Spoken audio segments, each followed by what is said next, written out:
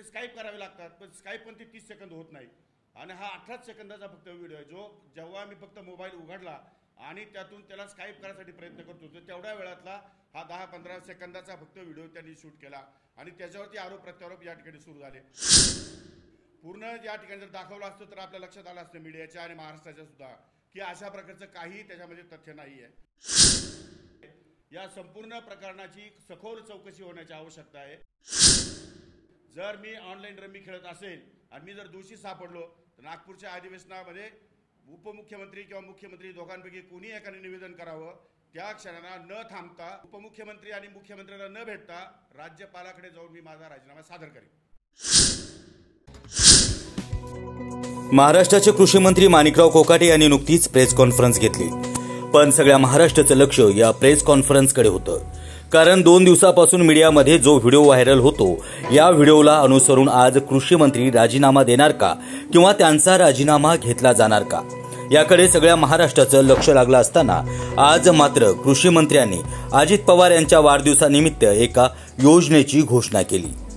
त्यानंतर पत्रकारांनी rummy game संदर्भात प्रश्न विचारल्यानंतर माणिकराव कोकाटे यांनी मात्र सडेतोड उत्तर द्यायला सुरुवात केली. मी आतापर्यंत 52 नवीन GR काढले, शेतकऱ्यांच्या बांधावरती गेलो, कृषी विद्यापीठात जाऊन नव्यानं काय करता येईल ते पाहिलं, महाराष्ट्रातील कान्याकोपऱ्यात शेतकऱ्यांपर्यंत पोहोचलो. ज्या पद्धतीनं मी कामं केले त्या कामाची कुठेही प्रसिद्धी झाली नाही, पण माझ्या चुकीच्या वर्तणुकीवरती नेहमीच मला टार्गेट करण्यात येतं, असं देखील त्यांनी यावेळी सांगितलं.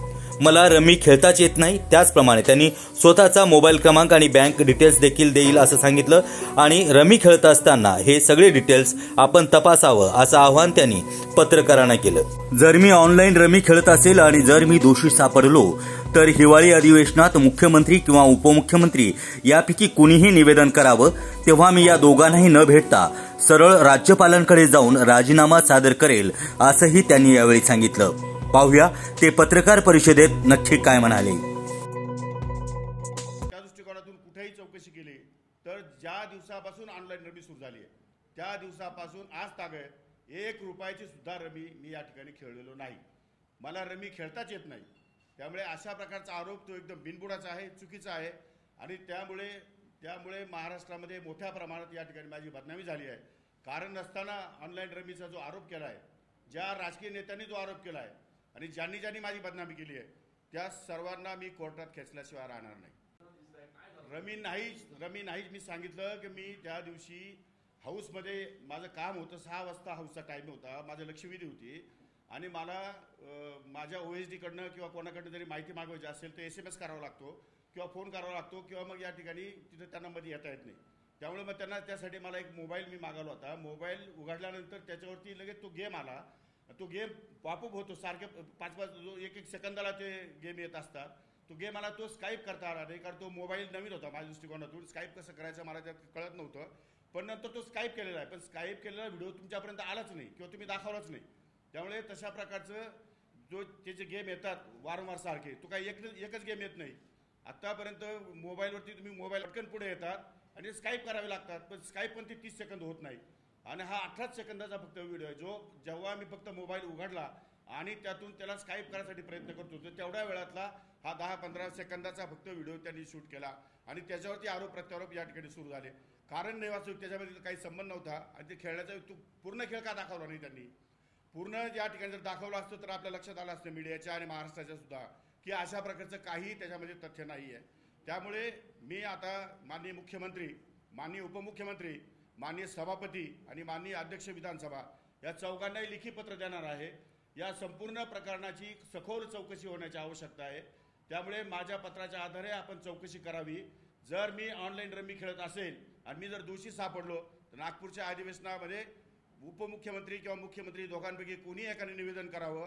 त्या क्षणाला न थांबता मंत्री आणि उपमुख्यमंत्री आणि मुख्यमंत्र्यांना न भेटता राज्यपालाकडे जाऊन मी माझा राजीनामा सादर करेन.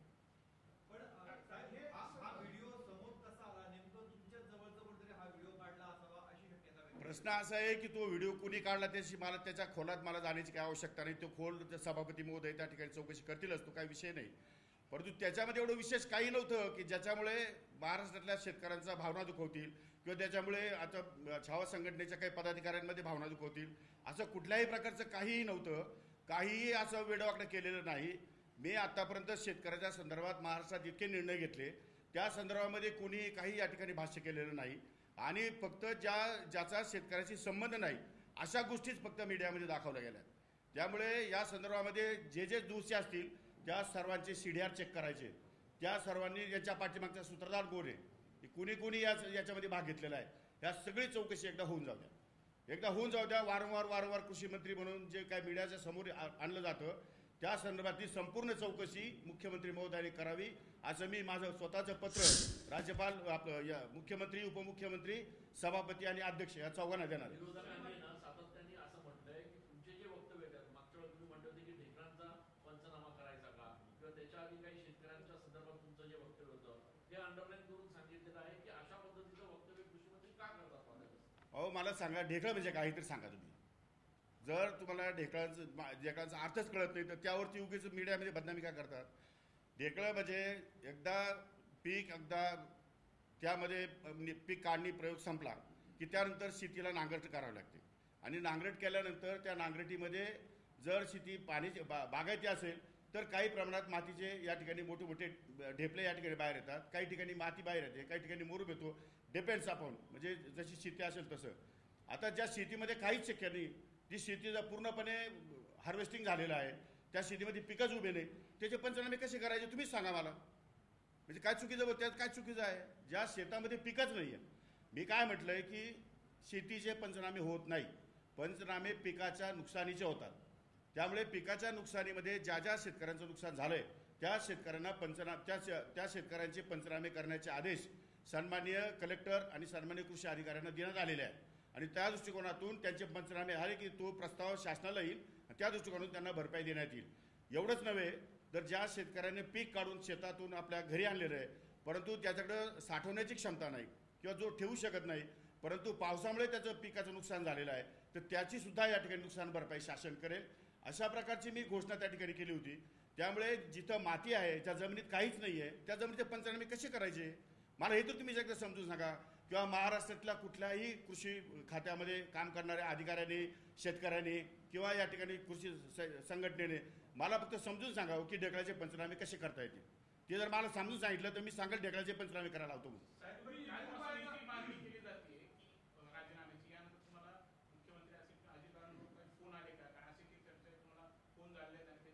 प्रश्न असा आहे, राजीनामा देण्यासारखं घडलं काय? राजीनामा देण्यासारखं घडलं काय?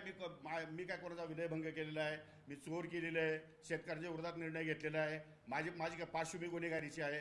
काय झालं काय असं? एक फक्त फोटो ज्याचा व्हिडिओ त्यांनी रेकॉर्ड केला विरोधकांनी, त्यांना तर मी कोर्टात खेचणार, अब्रू नुकसानीचा दावा पण दाखल करणार आहे. आणि त्यांनी जी माझी बदनामी केली आहे महाराष्ट्रामध्ये, एक तर मीडियावाल्यांनी काही एकदा टाकलं की त्या खाली लगेच प्रतिक्रिया यायला लागतात. आता माझा पाय तिरपा पडला, लगेच मीडियावर कृषी मंत्री यांचा पाय तिरपा पडला. अरे पाय तिरपा पडला म्हणजे कशामुळे पडला? खड्डा वाचवायला गेला की काय? बरं खड्डा वाचवायला गेलो सांगितलं तर तुम्ही लगेच दांडू घेऊन पाहिजे. खड्डा कोणाचा आहे? हा महानगरपालिका तुम्ही आदेश दिले का? हा रस्ता MSRDCचा आहे का? हा BNCचा आहे का? हा MMRDAचा आहे का? म्हणजे अशा प्रकारे उपप्रश्न अनेक निर्माण होतात. आणि एवढं करून मग खाली प्रतिक्रिया देणारे काय लिहितात?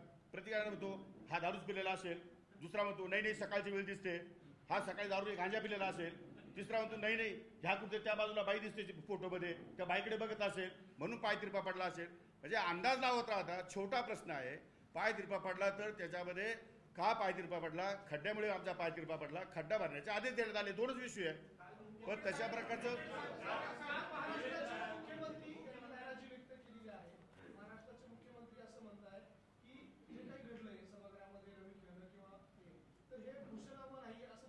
बरोबर आहे. मुख्यमंत्र्यांना ब्रीफ मी या ठिकाणी केलेलं नाही, माझ्याकडून मुख्यमंत्र्यांना सांगण्यात आलेलं नाही आणि त्यांच्याकडून चौकशी पण झालेली नाही आहे. त्याच्यामुळे त्यांचा समज होणं साहजिक आहे.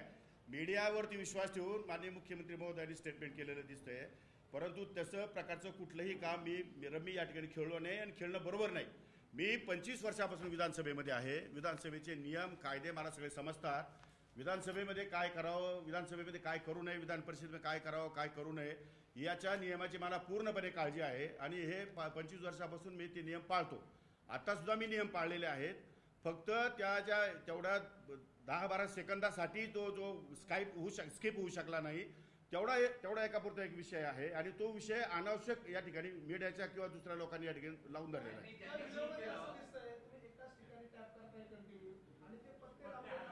मी तेच तसं जरी दिसलं तरी प्रश्न असा आहे की मोबाईलला आजकाल अँड्रॉइड मोबाईल आलेले आहेत, मोबाईलच्या कंपन्या वेगवेगळ्या आहेत आणि 5G आपल्याकडे रेंज आहे.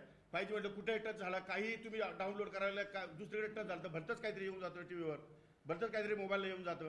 त्यामुळे आता ते स्काईप तर करत स्किप करायला वेळ जातो ना तेवढा, तर स्किप करेपर्यंत मोबाईलचा इन्स्ट्रुमेंट माहिती नसल्यामुळे स्किप करेपर्यंत मला 10-15 सेकंदाचा वेळ गेला असेल, एवढंच फक्त, बाकी त्यात काय.